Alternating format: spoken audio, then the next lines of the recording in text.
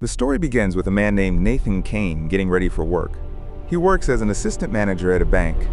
At the office, his boss, Nigel, gathers all the employees and gives a motivational speech, telling them they're like family and should work together as one. Soon, a young woman named Sherry Margrave walks in. She has been working there for almost 4 months. When Nathan sees her, he smiles, as he secretly has feelings for her. Nathan then meets with a regular client, Earl, whose wife Betty recently passed away. Earl is struggling, as he risks losing both his house and shop. Heartbroken after spending 50 years with the woman he truly loved, he shares his pain with Nathan. Wanting to help, Nathan comforts him and quietly promises to delay the paperwork until after the holidays, giving Earl some extra time to try and save his home. What I can do is I can hold on to this paperwork until after the holiday. Now that should buy you enough time for Betty's Social Security and retirement to clear probate. No. As Nathan is making coffee, Sherry approaches him, but he accidentally spills the hot liquid on his hand, burning his skin. Sherry quickly apologizes and then asks him out for lunch. He politely declines and focuses on treating his wound. However, he suddenly recalls what Earl said about his marriage to Betty, which makes him reconsider. Without hesitation, he rushes back to accept Sherry's dinner invitation. During lunch, Nathan opens up to Sherry about his condition, congenital insensitivity to pain, which means he can't feel pain even if someone were to stab him. Because of this, he was sheltered most of his life. Sherry had already seen proof of it earlier when he spilled hot coffee on his hand without reacting. He also avoids solid foods out of fear that he might accidentally bite his tongue. However, Sherry encourages him to try cherry pie for the first time, and he happily takes a bite. Later, she invites him to an art show she's hosting that evening, and he gladly accepts. That night, Nathan plays an online video game with his friend Roscoe Dixon. Even though they have never met in person, they're close. As Nathan hesitates about going to Sherry's art show, Roscoe urges him not to waste the opportunity. He tells Nathan that if he were in his place, he would definitely go. Moved by Roscoe's words, Nathan finally decides to attend. He enjoys the event and later spends time hanging out with Sherry. They run into a guy from Nathan's school who used to bully him, calling him Novocaine because everyone knew about his condition and would beat him up for fun. Sherry decides to get back at him by tricking him into taking shots with Nathan, but instead of alcohol, she gives him ghost pepper hot sauce. The guy starts coughing uncontrollably, giving them both a good laugh. Later, Nathan and Sherry go back to his place. When Sherry helps him take off his shirt, she notices large tattoos covering his body. The moment grows intimate, and they kiss before spending the night together. The next morning, on Christmas Eve, Nathan wakes up feeling better than ever. After making breakfast, he heads to work, planning to meet Sherry and finally accept her proposal. However, before he gets the chance, 3 bank robbers dressed as Santa Claus, Simon, Andre, and Ben, burst in, firing their guns into the ceiling and knocking out employees. Simon demands the vault code from the manager, Nigel. When Nigel refuses, Simon brutally shoots him in the head to prove he's serious. Simon then threatens Nathan and even hits Sherry. Left with no choice, Nathan gives up the code and the robbers start loading bags with cash. Before leaving, they take Sherry as a hostage. As the police arrive and order them to surrender, the robbers open fire, killing the officers before speeding off with Sherry. Nathan rushes outside, watching them escape. Thinking quickly, he uses his belt as a tourniquet to help a wounded cop, then grabs the officer's gun and steals his car, determined to chase down the robbers and save Sherry. Nathan continues chasing the robbers as Simon orders Andre to take the car onto the highway, leaving Ben behind to deal with Nathan. The pursuit leads them into a narrow alley, where Nathan crashes his car and confronts Simon, demanding to know where his friends are taking Sherry. Come on, man, just tell me where she is. I'll let you go, okay? Simon refuses to talk, tosses his gun aside, and runs into a nearby kitchen. Nathan follows him inside, where they get into a brutal fight. During the struggle, Ben's gun falls into a pot of boiling oil. Without hesitation, Nathan plunges his hand in to retrieve it. He keeps fighting until he manages to shoot Ben in the head. He then searches Ben's pockets and finds a mobile phone with a text message that reads, "Just landed, where are you?" Nathan takes a picture of Ben's tattoo before getting back into the car. He sends the image to Roscoe, asking for help in tracking down local tattoo artists who might recognize the design. At the same time, he tries to find out where Ben worked, hoping it will lead him to Simon and Andre, and ultimately to Sherry. Meanwhile, back at the bank, detectives Mincy and Coltrane arrive to investigate the robbery. As they examine the crime scene, they discover a crucial piece of evidence, Nathan's belt, which he had used to stop a wounded cop's bleeding. This leads them to suspect Nathan's involvement in the incident. Elsewhere, Nathan heads to Earl's shop, needing help to remove a bullet from his arm. Earl is shocked by Nathan's complete lack of pain, realizing just how unusual his condition is. After getting patched up, Nathan thanks Earl by handing him a thick stack of stolen cash, enough to help save his home.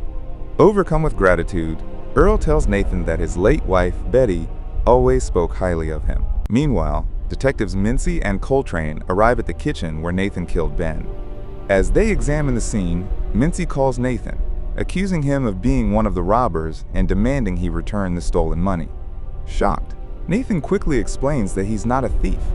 He's chasing the real robbers to rescue Sherry. He insists he's doing this because he doesn't believe the police will act fast enough to save her. Though skeptical, Mincy senses Nathan's sincerity and starts to feel somewhat sympathetic toward his mission.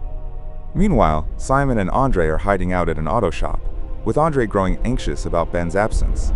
As they wait, a shocking truth is revealed. Sherry is actually Simon's sister and had been part of the plan all along, ever since she started working at the bank. However, despite being involved in the scheme, Sherry is horrified by Simon's ruthless actions, especially his cold-blooded murder of manager Nigel. It's clear she never expected things to go this far. Later that day, Nathan tracks down the tattoo shop where Ben had gotten his ink. There, he questions the artist, Zeno, about Ben. However, Zeno quickly grows suspicious and refuses to cooperate. When Nathan pulls a gun on him, Zeno's assistant tries to intervene but ends up accidentally getting knocked out by Zeno during the struggle. Nathan is thrown against a mirror, but instead of backing down, he smashes his fist into the broken glass, embedding shards into his skin. Using the jagged pieces, he slashes Zeno across the face twice, blinding him. When Zeno still refuses to reveal where Ben worked, Nathan grabs a tattoo pen and blacks out the swastika tattoo on Zeno's skin as a final act of defiance. Moments later, Roscoe calls Nathan and tells him Ben's home address. Without hesitation, Nathan tattoos the address onto his own hand. Elsewhere, Simon and Andre are hiding. Andre listens to a police scanner and hears that Ben is confirmed dead, killed by a skinny guy in a suit.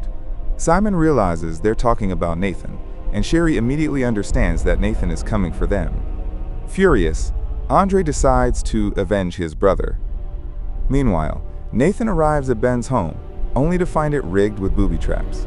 An arrow shoots into his leg, and before he can remove it, he's caught in a snare, left hanging upside down. Desperate, he calls Roscoe for help. However, Roscoe hesitates, knowing Nathan is now linked to robbery and murder. Nathan pleads with him, saying that saving Sherry is the only thing that matters, and reminding Roscoe that he's his only real friend. Touched by Nathan's words, Roscoe agrees to come in 10 minutes. Unfortunately, Andre gets there first. He attempts to torture Nathan as revenge for Ben's death, but Nathan fakes his reactions, pretending to feel pain. Just as Andre is about to gouge out Nathan's eye, Roscoe arrives and knocks him over the head. A brutal fight breaks out, with Roscoe tossing a knife to Nathan.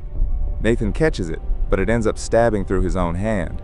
He then turns the weapon on Andre, jamming it into his foot. The struggle continues until Nathan locks Andre's head between his legs. He forces the arrow deeper into his own leg until it pierces through and straight into Andre's skull, killing him. As police sirens approach, Roscoe creates a diversion, allowing Nathan to escape. The cops arrest Roscoe, but before they take him away, he tips off Mincy and Coltrane about where Nathan is headed next. Nathan tracks down the auto body shop and corners Simon at gunpoint. Just when it seems like he has the upper hand, Simon flips the situation by revealing his connection to Sherry. She's his sister, and she was in on the robbery from the start. Nathan is stunned, giving Simon the chance to grab a weapon and prepare to kill him. Before he can pull the trigger, detectives Mincy and Coltrane arrive and shoot Simon in the side, stopping him. Nathan, barely conscious from his injuries, is loaded into an ambulance. The officers handcuff Sherry, but before they can arrest Simon, he suddenly shoots Coltrane in the neck and Mincy in the side. Simon then grabs the stolen cash and kills several paramedics before hijacking the ambulance, where Nathan is still inside. Meanwhile, Sherry helps Mincy to her feet and joins her and Roscoe in chasing after Simon, realizing he's heading for a boat to escape with the money. Nathan regains consciousness in the ambulance and quickly breaks his thumb to slip free from the cuffs. Spotting a defibrillator nearby, he grabs it and shocks Simon in the head, causing the ambulance to crash. When Sherry arrives, Simon gains the upper hand and brutally beats Nathan, even fracturing his arm so badly that the bone juts out. Just as Simon is about to kill Sherry, Nathan injects himself with adrenaline, pushing past his injuries. Using his exposed bone as a weapon, he drives it through Simon's jaw and into his head, killing him instantly. Nathan then collapses as medics rush in to help. Weeks later, Nathan wakes up in the hospital after being in a medically induced coma. Roscoe is there by his side, and soon, Mincy arrives. She informs him that he's facing enough charges to land him in prison for years. But because he saved her life, and because he's a white guy who works at a bank, he gets a reduced sentence, 6 months under house arrest. 1 year later, Nathan and Roscoe are still gaming together, but this time Nathan logs off early to go on a date with Sherry. She's still serving time, but is set to be released in 8 months. During their visit, they share a slice of cherry pie, just like on their first date. As their time together ends, Nathan takes a bite, savoring the moment, and smiles. Thank you for watching. Don't forget to like and subscribe. See you on the next video.